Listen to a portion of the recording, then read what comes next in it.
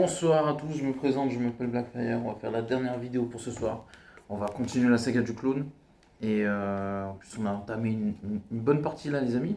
Franchement on a fait plus de la moitié du bouquin, je crois, si ma mémoire est pas mauvaise. On va revenir sur évidemment la mort de Tante May.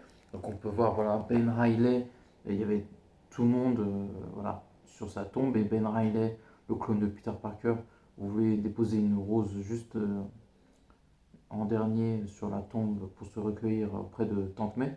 Et du coup, en fait, il y a ce qu'on appelle une sorte de veillée. Vous savez, quand les gens meurent, il y a une veillée en général après.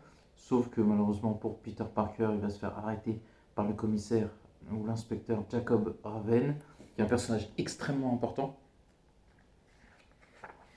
Et ça risque d'être hyper intéressant. Donc Mary Jane, bien évidemment, choquée, est là en disant mais vous êtes là, mon mari est innocent. Et justement, en plus, vous venez le jour où Tante May, elle meurt. Et en fait, on voit Peter Parker qui lève la tête et qui voit Scarlet Spider, qui est aussi circonspect que lui. Mais il ne sait pas si c'est lui le coupable ou pas. Parce que, comment expliquer ça? Vu qu'ils ont le même ADN, c'est possible que Peter, enfin, que ce soit son clone qui soit coupable ou pas. L'avenir nous le dira, et c'est là où ça va commencer à devenir extrêmement intéressant. Parce que, en plus, il y a un autre face-à-face assez inattendu et hyper intéressant, qui n'est autre que Scarlet Spider qui va voir Mary Jane et qui lui dit il faut qu'on parle. On va voir un truc entre temps, justement, qui va parler toujours de Peter Parker. Vous savez, quand il a arrêté l'assassin de son oncle, qu'il a dit à Tante May voilà, que son oncle, enfin, il n'a pas dit qu'il était Spider-Man, mais il a dit que l'assassin de son oncle était arrêté et que voilà, ils ont pu voir ça dans les comics et enfin dans les comics dans le journal, excusez-moi. Et référence d'ailleurs. D'ailleurs, c'est le seul, c'est assez fou, mais le film de Tobey Maguire, c'est le seul qui montre la mort de Oncle Ben. Il y a la version de Andrew Garfield, mais c'est raté. Alors que là, c'est très fidèle aux comics et c'est très bien fait.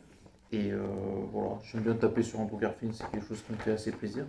Et voilà, on voit Tante May, quand Peter lui montre que dans le journal que l'assassin d'Oncle Ben a été arrêté, elle est furieuse parce qu'elle a perdu l'homme qu'elle aimait.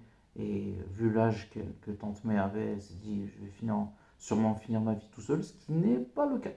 Ce qui n'est pas le cas. On a des surprises dans les comics et elle se retrouve plusieurs fois avec quelqu'un, Tante May. Donc voilà. Ensuite, on va passer à une autre partie hyper intéressante qui va se concentrer cette fois-ci sur Ben Riley, Electrochoc.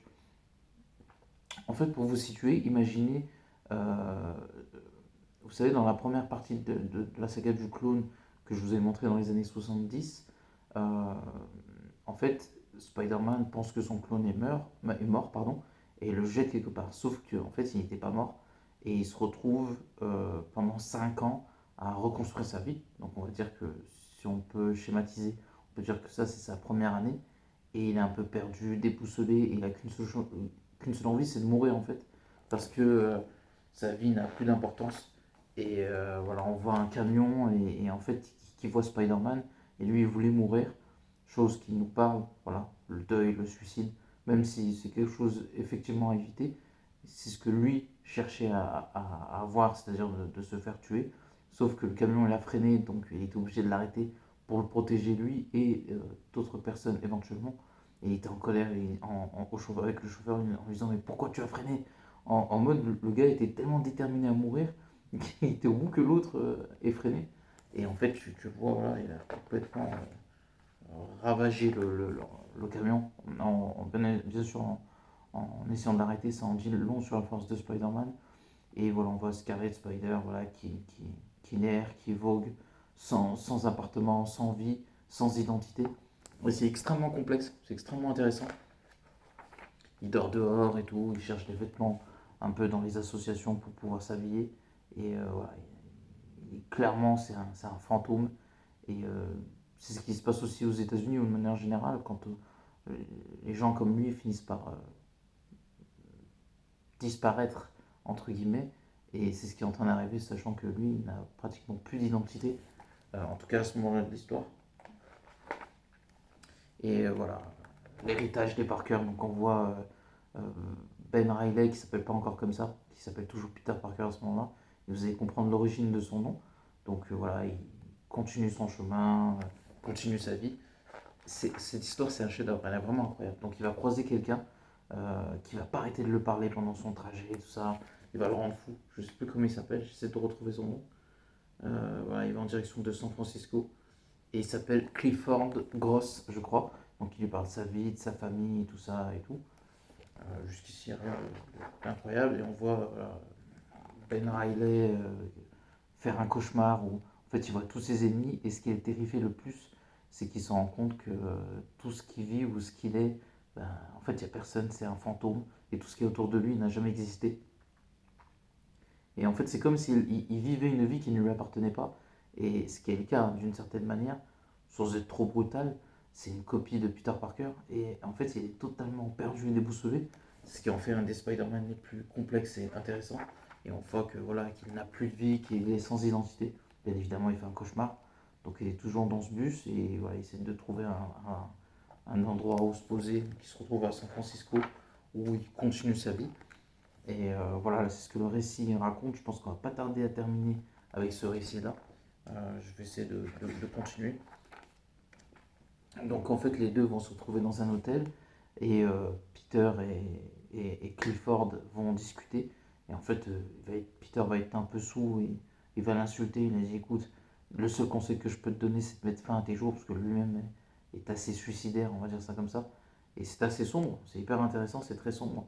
Et jusqu'à que. Après, voilà, il se bat un peu avec les gens et il décide de s'enfuir du bar parce que voilà, il voit qu'il a perdu un peu la tête, qu'il a trop bu. Et, et après, il va se passer quelque chose. En fait, il va entendre le bruit d'un pistolet chargé et avec son sens d'araignée, il va intervenir. Et en fait, il va lui sauver la vie. Et il va lui dire mais pourquoi tu vas te suicider? Il a dit t'as deux enfants, t'as une vie, pourquoi tu fais ça? Et en fait, les deux ont une longue discussion hyper intéressante. Et en fait,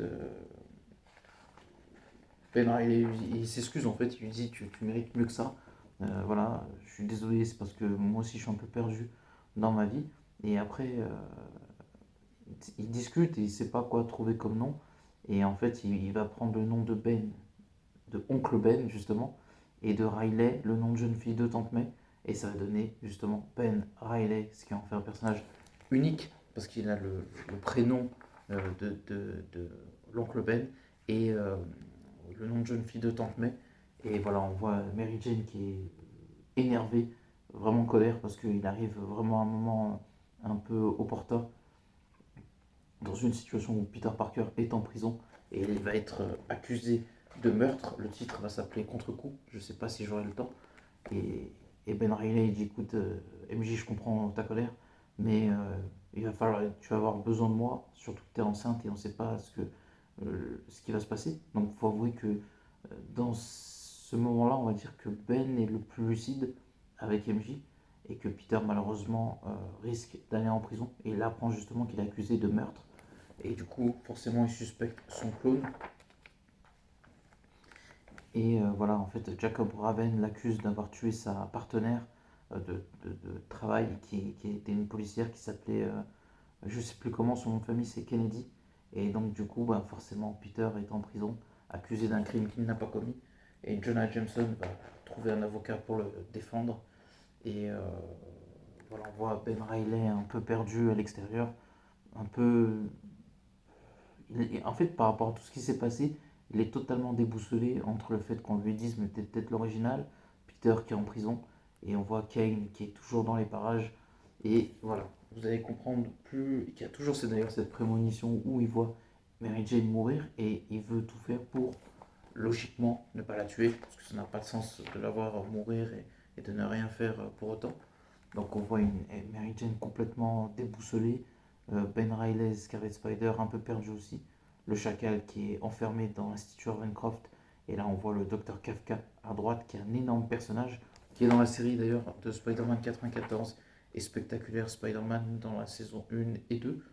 Voilà, on voit Ben Riley affronter des gens à l'extérieur, et on va pas tarder à terminer ce chapitre, ou pas d'ailleurs. On voit Mary Jane complètement inquiète et affolée, et un autre personnage va revenir d'entre les morts. Enfin, il n'était pas mort, hein, mais il revient, qui n'est autre que Judas Voyageur, qui va s'en prendre à Mary Jane, sauf que, bien évidemment, comment il s'appelle Scarlet Spider va pas laisser la chose arriver. On va peut-être s'arrêter là, où Kane arrive, et en fait, il va kidnapper Jacob Raven, et il va lui mettre la marque sur son visage en lui disant: est-ce que tu es sûr de ne pas t'être trompé de coupable, en parlant de Peter Parker en prison, ce qui va faire en sorte que Peter Parker sorte, et vous allez comprendre pourquoi plus tard. Il y a le combat entre Scarlet Spider et Judas Voyageur qui est juste mythique, complètement incroyable. C'est un excellent méchant et on va pas tarder à arrêter. Donc voilà, on voit que Scarlet Spider esquive toutes les attaques de Judas Voyageur pour sauver MJ. Et voilà, je continue un tout petit peu et on va pas tarder à arrêter. Et en fait, on voit Scarlet Spider attaquer Judas Voyageur et il lui a dit: oui, est-ce que tu es sûr de. Est-ce que tu es prêt à continuer le combat? Et Scarlet Spider lui dit: à ton avis? Et il dit: je sais que tu vas continuer. Et il va s'enfuir et partir. Il va laisser Mary Jane partir en paix. Et on va pas tarder vraiment à s'arrêter. J'avais du mal à m'arrêter parce que justement c'était exceptionnel. Et on arrive à la fin du chapitre où Peter Parker est en prison. Le chacal toujours aussi. Et Judas Voyageur court toujours.